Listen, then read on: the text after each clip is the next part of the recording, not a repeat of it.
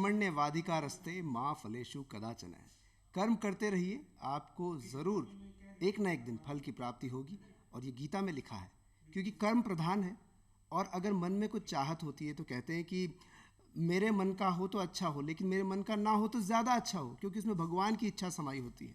तो यहाँ कर्म की सुबह सुबह यूँ बात करता हूँ, और बात करते करते आपसे कहता हूँ सुप्रभात धरती धरारी, मैं हूँ तरुण व्यास, नमस्कार। और कर्म की बात करी है तो सुबह जब हम उठते हैं तो हम ये सोचते हैं कि आज क्या काम करना है, एक लक्ष्य बनाया जाता है।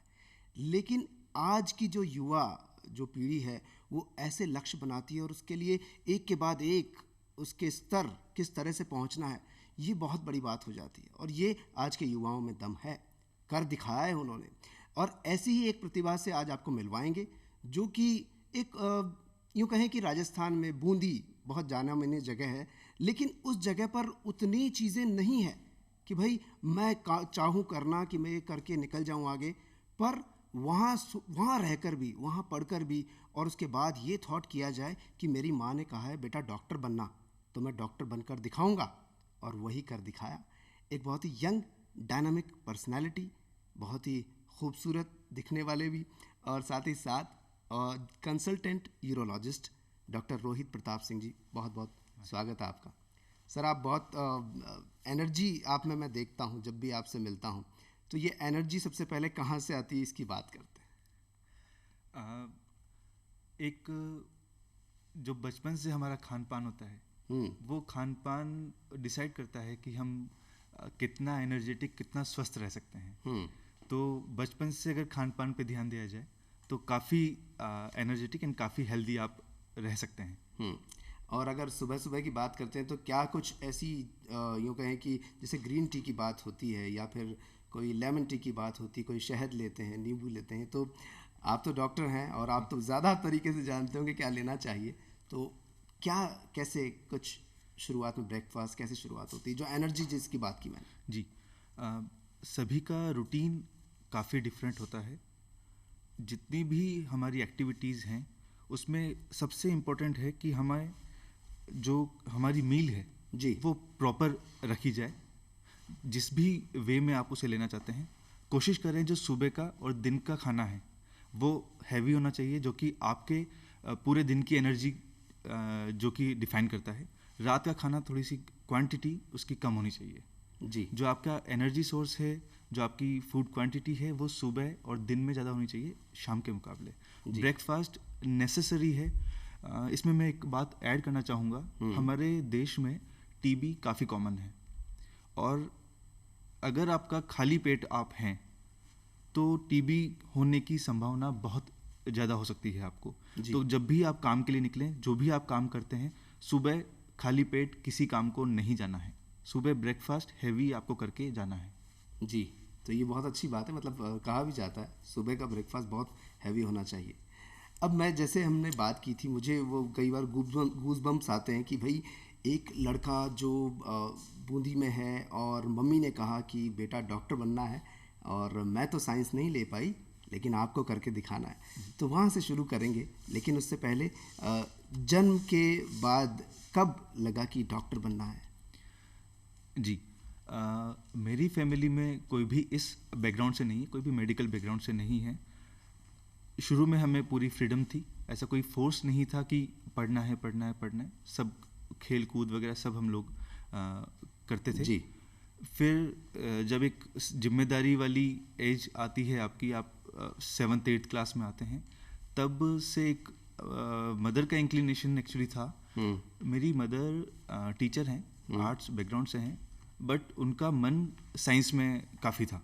जी। उनकी रुचि साइंस में काफ़ी रहती थी, बट जहाँ से वो पढ़ी लिखी हैं वहाँ पर उस समय साइंस की फैकल्टी नहीं हुआ करती थी, तो उनको मजबूरन आर्ट्स उस समय लेना पड़ा। जी। तो मदर का इंक्लिनेशन साइंस की तरफ था, वो चाहती थी बच्चे इसी फील्ड में हों, और साइंस में डॉक्टर इंजीनियर, ये दो ही चीज़ सभी को पता होती है। तो बच्चे या तो डॉक्टर बने या इंजीनियर बने। और हमारे बूंदी में एक सर्जन हैं, वो काफ़ी फेमस हैं। जी। तो बचपन से यही था कि डॉक्टर बनना है और सर्जन बनना है, उनके जैसा बनना है। अच्छा। तो वो एक constantly back of the mind था, डॉक्टर बनना है, सर्जन बनना है। तो बस उसी तरफ अपने प्रयास चलते रहे। तो जो आखिरकार से स्कूली शिक्षा की हम बात करते हैं, जी तो आप जब वहाँ पढ़ते थे तो कोई वहाँ की कोई ऐसी बात आपको याद आती है स्कूल की? कोई बचपन से रिलेटेड कोई बात जो कि हमेशा याद रहती हो? कुछ मस्ती, कुछ शैतानी, कोई कल्चरल एक्टिविटी में आपने कोई ऐसा पार्ट लिया वहाँ? जी, कल्चरल एक्टिविटीज़ में तो पार्ट लेते थे, जैसे एक्ट्स होते थे, फैशन शो होता था, उनमें स्पोर्ट्स, खासकर क्रिकेट एक्चुअली, तो क्रिकेट में तो पार्टिसिपेट काफ़ी करते थे। तो क्रिकेट आप खेले जी, ये तो अच्छी बात है, और खेल कूद भी बहुत ज़रूरी होता है। बिल्कुल। और एक चीज़ मैंने देखी डॉक्टर साहब, गांव और कस्बों के इलाकों में बच्चों को खेलने के लिए प्रति बहुत जागरूक किया जाता है। बशर्ते हम शहरों में देखें तो कुछ फ्लैट्स कल्चर हो गया है आजकल, बच्चे बाहर नहीं निकाल पाते, और कई बार ऐसा लगता है कि सेफ़ नहीं है, रोड पर बहुत सारी कार्स आ रही हैं, पर वहाँ तो खुला मैदान और सब कुछ खेलने को मिलता है। तो क्या वहाँ की कुछ और यहाँ के बच्चों के बीच आप क्या कुछ महसूस करते हैं? जी, जैसे मेरे भी सिस्टर के जो बच्चे हैं वो जयपुर ही रहते हैं, तो उनको मैंने कभी घर से बाहर खेलते हुए नहीं देखा, और हम कभी घर में नहीं घुसते थे। शाम होती तब घर में घुसते थे जी। तो वो काफ़ी डिफरेंस है। और सुबह से शाम तक स्कूल जाना, खेलना, फिर शाम को रात को वापस घर पे आके फिर होमवर्क हमारा चालू होता था। तो ये काफ़ी डिफरेंस है। डॉक्टर साहब, डॉक्टरी की पढ़ाई बहुत टफ होती है, और एक बार मन तो हो जाता है चलो डॉक्टर बनेंगे, लेकिन उसके लिए मेहनत बहुत होती है, और उस वक्त पीएमटी के ज़रिए ही हुआ करता है। जी जी बिल्कुल। तो आप उस वक्त के दौर को याद करते हुए बताते हैं कि किस तरीके से मैं पढ़ाई किया करता था और कैसे फिर आगे बढ़े? जी, मुझे हमारे कोई भी मेडिकल बैकग्राउंड नहीं था जी। तो कुछ भी गाइडेंस नहीं थी कि क्या पढ़ना है और क्या एग्जाम्स देने हैं, किस तरफ जाना है। जी। कुछ नहीं पता था, बस ये पता था कि डॉक्टर बनना है, साइंस ले रखी है, बायो ली है, आप डॉक्टर बन जाएंगे। कैसे बनेंगे, क्या रास्ता जाना है, कुछ नहीं पता था। तो 12th तक तो मैंने बूंदी में ही अपनी एजुकेशन की। जी। उसके बाद कोटा एक कोचिंग में मैंने एडमिशन लिया। वहाँ कलीग्स से, वहाँ टीचर्स से पता पड़ता था कि आपको ये पढ़ना है और आपको ये एग्जाम्स देने हैं जिससे आप डॉक्टर बन सकते हैं। तो मेहनत काफ़ी लगी। कुछ पॉइंट आउट करने के लिए पढ़ना क्या है। जी। आपके पास सारी बुक्स अवेलेबल हैं, आपने पैसा दिया, बुक मिल जाएंगी, पर उस बुक में से पढ़ना क्या है, किस तरफ फोकस करना है, तो उसमें काफ़ी मेहनत लगती है उसको पॉइंट आउट करने के लिए। और दूसरी बात, मेहनत काफ़ी लगती है, काफ़ी वाइड वैरायटी होती है, तो उसमें काफ़ी कई यंगस्टर अभी जो डॉक्टर बनने की राह पर हैं वो भी देख रहे हैं इसे इंटरव्यू को, तो क्या आप उन्हें कुछ ऐसी टिप देंगे? जैसे आपने पढ़ाई की, जैसे आपने कहा कि आपको तो कुछ पता ही नहीं था, कोई गाइड करने वाला ही नहीं था, लेकिन आप पहुँचे तो फिर आपने हर चीज़ को नए तरीके से देखा, क्योंकि कभी देखा ही नहीं था, उसको समझना शुरू किया और फिर अप्लाई किया। कुछ उसके बारे में बताएं। जी, ये मेरा एक्सपीरियंस है जो मैंने पूरे टाइम में एक्सपीरियंस किया। मैंने MBBS किया था, उसके बाद MS किया और MCH किया। तीनों में एंट्रेंस एग्जाम्स होते हैं। पहले मुझे बिल्कुल आइडिया नहीं था, तो सब कुछ पढ़ा, बिना डायरेक्शन के सब तरफ घूमा, उसमें बहुत मेहनत लगी। फिर जब MS किया तब थोड़ा आइडिया था कि कैसे चल रहा है, और MCH किया तब और ज़्यादा हमें एक्सपीरियंस हो जाता है कि किस तरह से हमें स्टडीज़ पे रखना है। तो सबसे इम्पोर्टेंट एक चीज़ थी कि हमें एग्जामिनर जो है उसके दिमाग को पढ़ना, कि वो किस तरफ इंटरेस्टेड है, किस तरफ के क्वेश्चंस वो जानना, किस क्वेश्चंस को वो फोकस करता है। जी। तो जो लास्ट ईयर्स के पेपर होते हैं 8-10 साल के, हो सकता है आपको रिपीट नहीं हो क्वेश्चंस, उस पर नहीं जाना है। हमें ये पता पड़ जाएगा कि टॉपिक क्या इंपॉर्टेंट है, किस पे हमें फोकस करना है, किसके वर्ड टू वर्ड हमें याद होने चाहिए, और जो टॉपिक हैं बस आपको सुपरफिशियली याद होना चाहिए, उसको आपको पॉइंट टू पॉइंट बहुत याद करने की जरूरत नहीं है। अगर आप पूरी बुक को पॉइंट टू पॉइंट याद करना चाहेंगे तो वो प्रैक्टिकली पॉसिबल नहीं हो पाता, और उसमें मेहनत ज़्यादा लगती है। तो ये गलती मेरे साथ MBBS के समय हुई थी, जब मैंने MBBS का एंट्रेंस दिया था, और ये फिर धीरे धीरे खुद में सुधार करके, और जब MS MCH किया तो इसमें मुझे जो मैंने मेहनत MBBS में की थी उसकी मैंने आधी मेहनत भी MCH के लिए नहीं की, पर मुझे पता था कि मुझे किस डायरेक्शन में जाना है। अच्छा, मम्मा का क्या रिएक्शन रहा था जब आपका PMT में सिलेक्शन हुआ, फिर आप डॉक्टर की पढ़ाई के लिए निकले, तो उनके एक्सप्रेशंस क्या थे? जी, मेरी मदर बहुत खुश थी जब मैं MBBS हुआ। डॉक्टर तभी से मेरे नाम के आगे जुड़ गया था। जी। और इसके साथ एक वाकया हुआ है। मुझे जब मेरा एमएस का एंड हमारा जो काउंसलिंग होती है जी, काउंसलिंग के दौरान मदर साथ गई थी हम्म, कि काउंसलिंग में ये कुछ और नहीं ले ले। ड्यूरिंग एमबीबीएस काफ़ी माइंड चेंज होता है आपका जी, कि आपको कौन सी ब्रांच में अंदर जाना है। हम्म, तो मदर साथ में मेरी गई थी काउंसलिंग में कि लेना सर्जरी ही है, हम्म, चाहे कुछ भी मिले आपको सिर्फ सर्जन बनना है, सर्जरी ब्रांच लेनी है आपको। जी। ये तो ममा ने ही सर्जरी की और आपका मन भी था, जो आपने बचपन में उन डॉक्टर साहब को देखा था जो सर्जन थे, बिल्कुल। और वहीं से आपके मन में आया। अब कॉलेज की कुछ बात करते हैं, क्योंकि मेडिकल की पढ़ाई करते हुए डॉक्टर्स को ख़ासतौर पे मैंने देखा है, बहुत आर्ट एंड कल्चर से भी वो जुड़ते हैं, म्यूज़िक भी उन्हें बड़ा पसंद होता है, कोई गिटार बजाते हैं, कोई गाना भी पसंद करते हैं। और मैंने बहुत सारे ऐसे आयोजन भी देखे हैं जिसमें बहुत सीनियर डॉक्टर्स और जूनियर डॉक्टर सब मिलकर एक बहुत बड़ा कार्यक्रम करते हैं, जहाँ संगीत होता है, सब अपने मन से गाते हैं, कोई प्रोफेशनल नहीं है बट गाते हैं। तो अपने कॉलेज की कुछ बात बताएं। जी, मुझे एज सच किसी भी आर्ट एंड कल्चर में इंटरेस्ट पहले नहीं रहा कि मैं बहुत अच्छा गाता हूँ या डांस करता हूँ, ऐसा कुछ भी नहीं है, रूटीन जो सा सभी लोग करते हैं। बट हाँ, कॉलेज में एक्सपेरिमेंट्स करने को काफ़ी मिलता है। तो हमने फैशन शो में भी किया, प्रोग्राम्स भी किए, जीके क्विज़ेस में भी पार्टिसिपेट किया, हर तरह की कल्चरल एक्टिविटीज़ में हम लोगों ने पार्टिसिपेट किया। तो काफ़ी चीज़ें एक्सपीरियंस करने को मिलती हैं कॉलेज में। जी। और सबसे ज़्यादा जो हमारा टेन्योर निकलता है एमबीबीएस या एमएस या एमसीएच में, तो सबसे ज़्यादा प्यारा और सबसे ज़्यादा मेमोरेबल एमबीबीएस वाला निकलता है। वो जो 5 साल होते हैं, हॉस्टल लाइफ होती है, वैसा एक्सपीरियंस पूरी लाइफ में शायद नहीं करने को मिलता। और जैसा आप बता रहे हैं, जो हमारी सीनियर फैकल्टीज़ हैं जो कि गाने में, डांस में, इनमें पार्टिसिपेट करती थी, आप देखिएगा जो उनके कलीग्स हैं वो होंगे जो एमबीबीएस के साथ टाइम से उनके दोस्त हैं। बॉस, बिल्कुल। डीपीएल भी होता है, डॉक्टर्स प्रीमियर लीग, जी, और क्रिकेट भी खेलते हैं। और आपका तो क्रिकेट बहुत फेवरेट गेम रहा है, तो होपफुली आप भी वहाँ पहुँचेंगे, खेलेंगे। बिल्कुल। अच्छा डॉक्टर साहब, ये बताइए कि जैसे बूंदी से फिर आप कोटा पहुँचे, कोटा से पढ़ने के लिए जयपुर पहुँचे, तो ये शहरों के बदलाव और एक छोटी सी जगह से फिर बदलाव, तो कुछ कभी डर लगता था ऐसा कि मैं बड़ी जगह पर आ गया, कभी ऐसा फील होता था? जी, बूंदी बहुत छोटी जगह है, वहाँ एक्सपीरियंस जो करने को चीज़ें होती हैं वो बहुत लिमिटेड रिसोर्सेज हैं, बहुत लिमिटेड स्कूल्स हैं, सब चीज़ें बहुत लिमिटेड होती हैं। तो जैसे जैसे आप शहर की तरफ बढ़ते हैं, कोटा बूंदी से बड़ी जगह, फिर जयपुर आते हैं, तो एक डर दिमाग में रहता है कि हम वहाँ अडेप्ट हो पाएंगे या नहीं हो पाएंगे, वहाँ रह पाएंगे या नहीं रह पाएंगे। तो वो संकोच हमेशा रहता है। संकोच रहता है, लेकिन आपने तो कर दिखाया, और ये आपका जज्बा है, इसे हम सैल्यूट करते हैं। और आपके शहर की बात चली, बूंदी की कुछ बात करेंगे। बूंदी के साथ साथ आपको, जैसे बूंदी तो आप रहे ही हैं, आपको हम लेकर चलेंगे माउंट आबू। कभी माउंट आबू गए? जी। तो चलिए उनकी बात करेंगे, कुछ किस्से वहाँ के जुड़े। लेकिन अब कुछ ऐसी बात करते हैं जो कि आम जिंदगी में देखी जाती है। जब हम आपकी फील्ड की बात करते हैं, यूरोलॉजिस्ट, तो एक नॉर्मल सी बात होती है कि किन समस्याओं को लेकर बात की जाती है इसमें, ये नॉर्मली हमको पता है।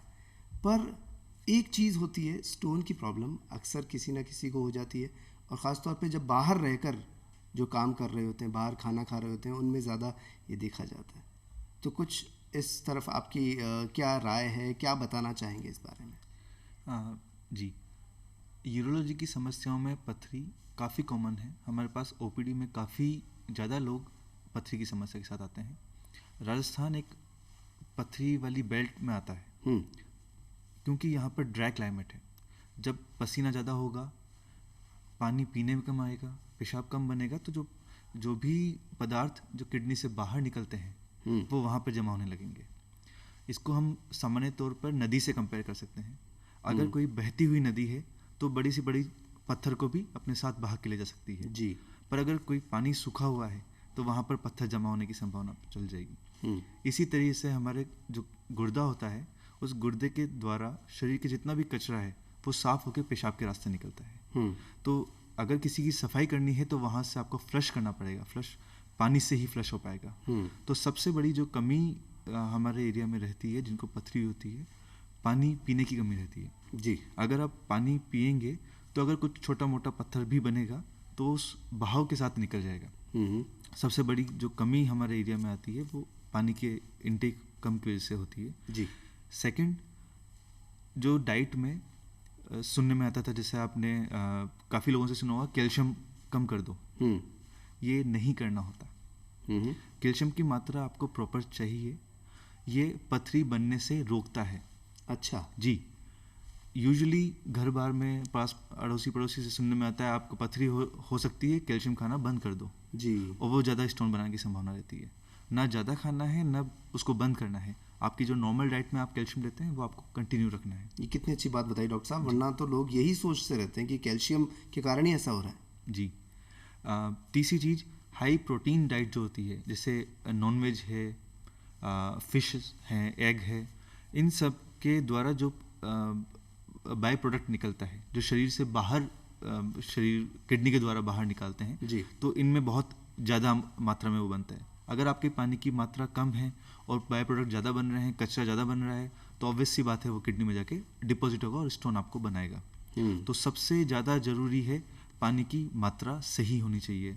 अब नेक्स्ट क्वेश्चन आता है, पानी की मात्रा कितनी होनी चाहिए? जी। कैसे डिसाइड करें कि आपको कितना पानी पीना है, मुझे कितना पानी पीना है? तो जो मिनिमम पानी आपका पेशाब सफ़ेद रख सके, साफ रख सके जी, वो पानी आपके लिए एडिक्वेट है। आपका पेशाब येलो नहीं होना चाहिए, पीला पेशाब नहीं होना चाहिए जी।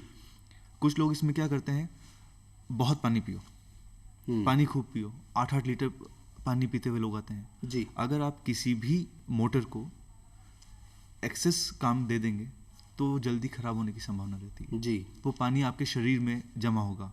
मोटर कौन सी है शरीर के अंदर? 2 बड़ी मोटर हैं, हार्ट, किडनी। वो जो भी आप एक्सेसिव इनटेक लेंगे वो आपके किडनी और हार्ट पे प्रेशर डालेगा। जी। तो बहुत ज़्यादा एक्सेसिव हमें पानी पीने की ज़रूरत नहीं है, वो पानी की मात्रा जो कि आपका पेशाब साफ रख सके, इतना पानी आपको पीना होता है। आपको पसीना ज़्यादा आता है, आपका काम ऐसा है जिसमें पसीना ज़्यादा आता है, तो आपकी पानी की मात्रा ज़्यादा होगी। अगर मैं बैठ के एसी वाले चैम्बर में काम कर रहा हूँ तो मुझे पानी की मात्रा कम चाहिए होगी। जी। तो वो तो पानी का बहुत ज़्यादा इसमें रोल है और कितना पिए ये भी बहुत ज़रूरी है, एक्सेस नहीं होना चाहिए और अति सर्वत्र वर्जते। बिल्कुल बिल्कुल। तो यहाँ हम बात करेंगे अब कि जैसे मैंने कहा था बाहर लोग खाना खाते हैं या बाहर अक्सर जाते हैं, तो क्या सर उसमें ये ज़्यादा केस आते हैं? क्योंकि कहते हैं कि जैसे बाहर जो नौकरी कर रहे हैं, कुछ लड़के होते हैं जो युवा जब पहुँचते हैं तो वो बाहर से खाना मंगा कर खाते हैं, टिफ़िन का खाते हैं या बाहर जाते हैं, तो ऐसा कुछ है? ऐसा डायरेक्टली रिलेटेड नहीं है पथरी से, बट हाँ उनकी डाइट जो होती है वो बैलेंस्ड नहीं होती। तो जब बैलेंस डाइट नहीं है आपकी, तब आपको किसी भी तरह के, चाहे गैस्ट्रिक हो चाहे अपने रीनल प्रॉब्लम्स, ये आपको आनी संभावना रहती है। सेकंड, आपकी पानी की मात्रा उसमें भी वेरी करती है। जी। आप बाहर काम करते हैं, घर पे ध्यान रखने वाला कोई भी नहीं है, तो इन पेशेंट्स में ज़्यादा एक और बात आती है घर में, जब भिंडी की सब्जी बन रही हो जी या कोई बीज वाली सब्जियां हो, तो कहते हैं कि साहब ये बीज ऐसे मत निगल लेना या ऐसे नहीं चले जाएं या चबा कर भी ना जाएं, तो वो अंदर जाकर पथरी बना सकते हैं। और एक कहा जाता है कि ज़्यादा आपने पनीर की सब्जी खाई तो साहब कैल्शियम ज़्यादा होगा और वो पथरी बनाएगा। सर ये क्या सही है या गलत है? देखिए, मैंने पहले भी यही आपको समझाया कि हमारे शरीर में जो भी कचरा बनेगा, जो भी एक्सेस होगा, वो किडनी के रास्ते निकलेगा। जो हमारी पथरी होती है उनके ज़्यादातर कंपोनेंट्स होता है कैल्शियम, ऑक्सलेट, यूरिक एसिड, ये अपना ज़्यादातर कंपोनेंट्स यही होते हैं। तो जो भी खाने के पदार्थ हैं जिनमें हमें यूरिक एसिड निकल रहा है जो कि प्रोटीन के से निकलता है, अपना कैल्शियम आपका मात्रा में ज़्यादा है या ऑक्सलेट्स हैं, ये सभी अल्टीमेटली उसके पार्ट्स हैं, उस स्टोन के पार्ट्स हैं। तो आप खाएंगे वो उसके रास्ते निकलेगा। तो अगर आपका खा भी रहे हैं, पानी की मात्रा सही है तो फ्लश हो जाएगा। पथरी हमारे ऐसा नहीं होता कि एक पत्थर बन गया और वो किडनी में जाके फंस गया जी। इस तरह से पथरी नहीं बनती है। क्या होता है कि आपके जो बाय प्रोडक्ट्स हैं ये वहाँ जमा होते हैं, फ्लश नहीं हुआ, फिर उसके ऊपर आके एक और जमा हुआ, फिर उसके ऊपर आकर एक और जमा होता है, जाम लग गया। सतह पर सतह ही है, बाय प्रोडक्ट्स जमा होने लगते हैं। अगर हमें पानी की मात्रा सही रहेगी, ये जमा भी होंगे तो ये वॉश आउट हो जाएंगे। तो ये डरने वाली बात नहीं है कि बीज की सब्जी से ज़्यादा ऐसा होता है। आप रेस्ट्रिक्ट ना करें, आपको सारी डाइट्स नॉर्मल रखनी पड़ेगी। जैसे मैंने आपको समझाया, कैल्शियम अगर हम खाने में बंद कर देंगे, बिल्कुल रेस्ट्रिक्ट कर देंगे, ऑक्सलेट्स पार्टिकल होते हैं, ये हम जब खाना खाते हैं तो कैल्शियम से मिलकर मोशन के रास्ते निकलने की संभावना होती है जी। अगर हमने कैल्शियम नहीं खाया तो ये ऑक्सलेट्स एब्जॉर्ब होकर किडनी के रास्ते निकलने की संभावना होगी, तो वो ऑक्सलेट जमा होंगे, वो स्टोन बनाएंगे। तो इसलिए आपको बिल्कुल ऐसा नहीं करना कि आपने डाइट में बिल्कुल रेस्ट्रिक्ट कर दिया है, अदर अनलेस किसी डॉक्टर ने किसी और बीमारी के लिए आपको वो रेस्ट्रिक्शन कर रखा हो, अदरवाइज बिल्कुल बंद ना करें। जी। अच्छा डॉक्टर साहब, मैंने देखा कि 10-12 साल के बच्चे को भी स्टोन की प्रॉब्लम हुई जी। और एक एज में जाकर तो हम ये सोचते हैं कि प्रोस्टेट और ये पथरी की प्रॉब्लम हो सकती है, ऐसे मन में आता है कि हाँ पता नहीं हुआ होगा, और उसके लिए फिर डॉक्टर के पास जाते हैं। लेकिन छोटे छोटे बच्चों में भी सर ये चीज़ें आने लगी हैं, तो क्या पेरेंट्स को आप कहना चाहेंगे कि बच्चों के, फिर वही बात शायद पानी वाली बात ही आएगी? नहीं, बच्चों में पानी से ज़्यादा ज़रूरी रोल होता है, जैसा उससे पहले एक्सप्लेन करना चाहूँगा आपको कि जो स्टोन बनते हैं वो एक डाइटरी फैक्टर्स हो गए, एनवायरमेंटल फैक्टर्स हो गए, कुछ फैक्टर्स और होते हैं जो कि पथरी बनाते हैं, जैसे कि फैमिली हिस्ट्री। मान लीजिए किसी को पथरी है, उसके घर में बाकी लोगों को भी पथरी होने की समस्या होती है, तो उनके बच्चों में जल्दी पथरी बनने की संभावना ज़्यादा रहेगी। जी। सेकंड, किसी में भी इन्फेक्शन अगर होता है, पेशाब के रास्ते बार बार इन्फेक्शन होता है, तो उसमें भी स्टोन बनने की संभावना ज़्यादा रहती है। जी। तीसरा, आपके पेशाब के रास्ते में, जैसे कोई भी नाली है, अगर नाली में कहीं पे भी रुकावट होगी तो वहाँ कचरा जमने की संभावना ज़्यादा रहेगी। तो अगर पेशाब के रास्ते में कहीं पर रुकावट है तो ऐसे लोगों में पथरी बनने की संभावना ज़्यादा रहेगी। सर ये आपने कभी जब इन्फेक्शन की बात की तो मुझे बात याद आती है कि जैसे इन्फेक्शन होता है और अक्सर आम इंसान इसे बहुत इजी वे में लेता है, कुछ सीरियस नहीं लेते जी। और कहते हैं कि शायद मैंने मिर्ची खा ली होगी तो मुझे पेशाब में जलन हो रही है, एक नॉर्मल सी बात है। लेकिन सर ये जलन होना क्या इतना इजी है या बहुत सीरियस भी हो सकता है? जी, यूरिन इन्फेक्शन के सिम्टम्स में जैसा आपने बताया पेशाब में जलन रहती है, साथ में 2-3 फैक्टर्स और 2-3 सिम्टम्स और इसके साथ हो सकते हैं। बुखार आना, पेशाब बार बार आना या पेशाब में खून आना। जी। ये सिम्टम्स भी इन्फेक्शन के साथ हो सकते हैं। यूरिन इन्फेक्शन क्यों हो रहा है इसको जानना बहुत ज़रूरी है। जब तक वो जो फैक्टर है जिसने इन्फेक्शन किया है वो जब तक आपका रूल आउट नहीं होगा, जब तक हम उसे एलिमिनेट नहीं करेंगे, ये इन्फेक्शंस आपको बार बार होते रहेंगे। जब तक ये इन्फेक्शन आपकी पेशाब की थैली में है तब तक आप उसको कंट्रोल कर सकते हैं। अगर ये इन्फेक्शन गुर्दे की नली के साथ गुर्दे में चला जाता है तो कई बार वो लाइफ थ्रेटनिंग भी हो जाता है। अच्छा। इवन पेशेंट की जान जा सकती है, और ऐसा शुगर वाले पेशेंट्स में बहुत ज़्यादा देखने को मिलता है। उनमें किडनी में इन्फेक्शन बहुत जल्दी हो जाता है।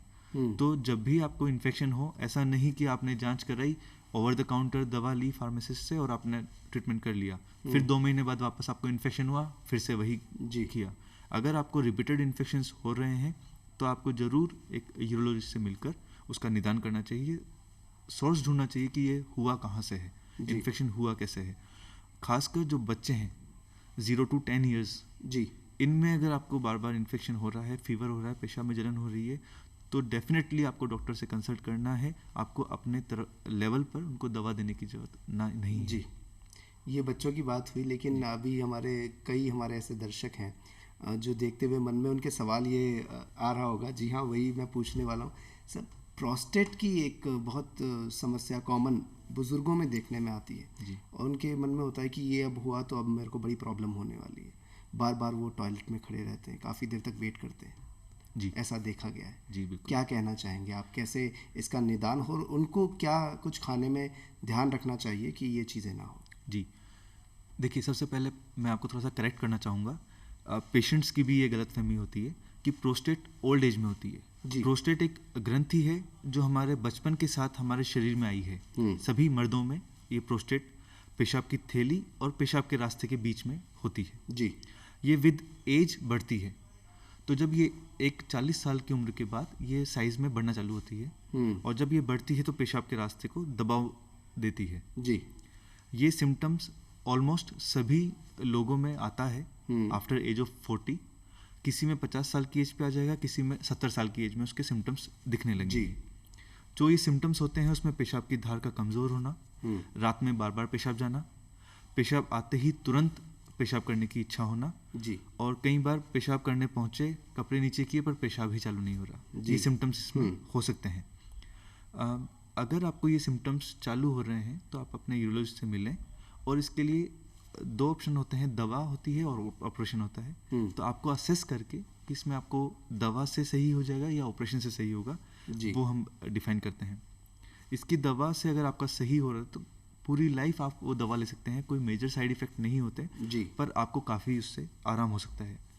साथ में ओल्ड एज में प्रोस्टेट का कैंसर होना बहुत कॉमन कैंसर है यूरोलॉजी कैंसर्स में। प्रोस्टेट का कैंसर काफ़ी पेशेंट्स में दिखता है जो कि इग्नोर कर रहे होते हैं अपने सिम्टम्स को। जी तो आफ्टर एज ऑफ 55 साल के बाद आपको ईयरली अपने यूरोलॉजिस्ट से मिलें।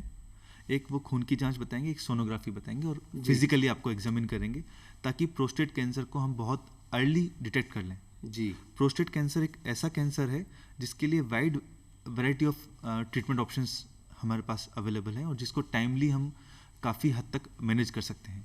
जी तो प्रोस्टेट की अगर समस्या है, पेशाब की समस्या है, तो ज़रूर अपने यूरोलॉजिस्ट से मिलें। आपको काफ़ी हद तक निदान उसमें संभव हो सकता है।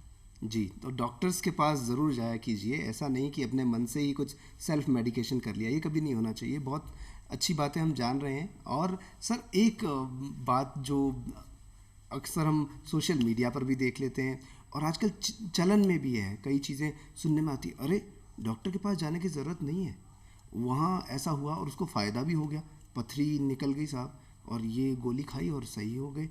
और कुछ ऐसी ऐसी जगहों पर हो गए।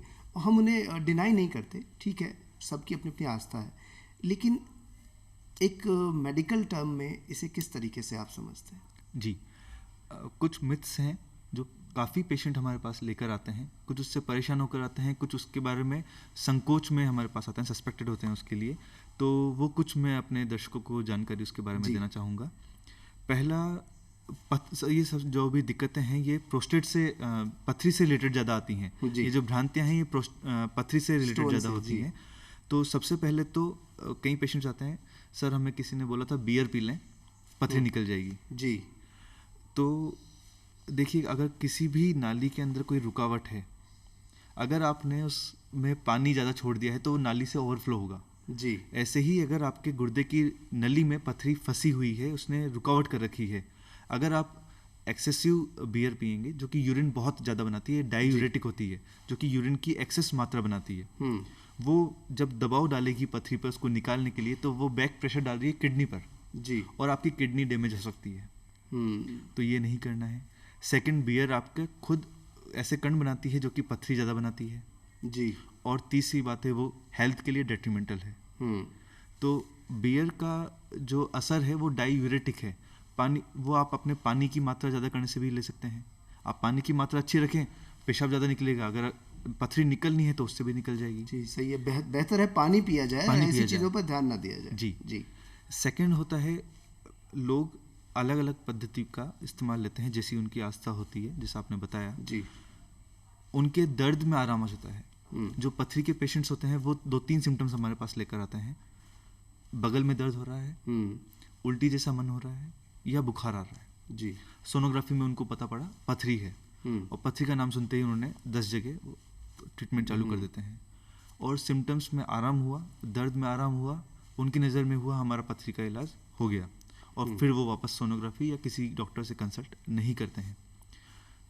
3 साल बाद, 4 साल बाद वो आते हैं और उनकी किडनी खराब हो चुकी होती है। उन्होंने दर्द की दवा ली, दर्द में आराम मिल गया, पथरी नहीं निकली, और वो पथरी रुकावट करते हुए बैक प्रेशर से पूरी किडनी डैमेज कर देती है। अल्टीमेटली हमें किडनी निकालनी पड़ती है। तो आप किसी भी पद्धति का इलाज लें, कैसे भी आप उसको ट्रीट करें, आप उसको फॉलोअप में ज़रूर देखें कि आज हमने ट्रीटमेंट चालू किया है, आज से 2 महीने बाद, 3 महीने बाद स्थिति क्या है, पथरी वहाँ पर है या निकल गई है। जी।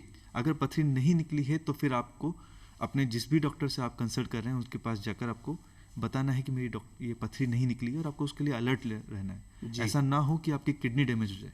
तो भ्रांतियों में ना फंसें और सही तरीके से इलाज लें, तभी हम स्वस्थ हो सकते हैं। ये बहुत अच्छी बातें हम जान रहे हैं, और बातें करते करते वक्त निकलता जा रहा है। डॉक्टर साहब, एक सवाल आपसे पर्सनली ये पूछूं कि हर एक यंगस्टर का सपना होता है कि मैं ये करूं, और ये नहीं कर पाया तो ये तो करूँगा ही। क्या कोई सेकेंडरी ऑप्शन भी था कि अगर डॉक्टर नहीं बना तो क्या बनूंगा? जी, जिस समय इस फील्ड के अंदर में घुसा तब तो क्लियर हो गया था अब तो डॉक्टर बनना है, बस आगे बढ़ते रहना है। स्कूल टाइम पे जब था तो थोड़ा सा इंक्लिनेशन था अपने एडमिनिस्ट्रेटिव सर्विसेज की तरफ जी। उनकी पावर देखकर काफ़ी इंटरेस्टेड था। हालांकि मेरी सिस्टर ने उस तरफ अपने प्रोग्रेस हुई है, वो अभी डिप्टी कमिश्नर है DIC जयपुर में। अरे वाह। तो वो इस फील्ड में पड़ गई, बट मैं अपना जो डॉक्टर वाला फील्ड था उसी में। और सर आपको अवार्ड्स भी खूब मिले हैं, आप जहाँ कभी पेपर्स आपने सबमिट किए तो उसमें भी, तो उनकी भी कुछ बात बताएं।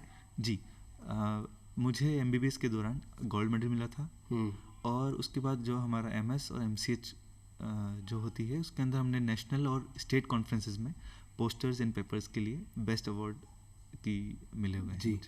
और ऐसे ही आप अवार्ड जीतते रहें और लोगों को का समाज का भला करते रहें। आपके हाथों में भगवान शफा दे और बहुत अच्छे आप सर्जरी करें और सबको स्वस्थ बनाएं, यही हमारी इच्छा है, मनोकामना है। चलते चलते एक संदेश सभी के नाम क्या कहना चाहेंगे? बीमारी से हम अगर बच सकते हैं तो बेस्ट ट्रीटमेंट ऑप्शन है। 2-3 चीज़ें जो हमारे प्रोग्राम में हमने डिस्कस किया था, पानी की मात्रा और अच्छा खाना, अच्छा साफ खाना और प्रॉपर डाइट लेना, ये बहुत ज़रूरी है। इंडिया में इन्फेक्शियस डिजीज़ जो हैं वो बहुत कॉमन है, तो अगर इन्फेक्शियस डिजीज़ से हमें बचना है तो हमारी इम्यूनिटी बहुत अच्छी होनी चाहिए, और इम्यूनिटी के लिए एक अच्छी डाइट बहुत ज़रूरी है। दूसरा, अगर हम हमारे फील्ड से बात करें, यूरोलॉजी फील्ड से बात करें, तो हम ड्राई क्लाइमेट में रहते हैं, पानी की मात्रा बहुत अच्छी होनी चाहिए। जी, बहुत अच्छी बातें हुई डॉक्टर साहब, और आप यहाँ पर आए, आपका बहुत बहुत धन्यवाद। और हम आपसे आज्ञा लेंगे, और अब आइए आपको लेकर चलते हैं लोकगीत की ओर, और आप आज्ञा दीजिए तरुण व्यास को। नमस्कार। रंग रंगीलो छेल छबीलो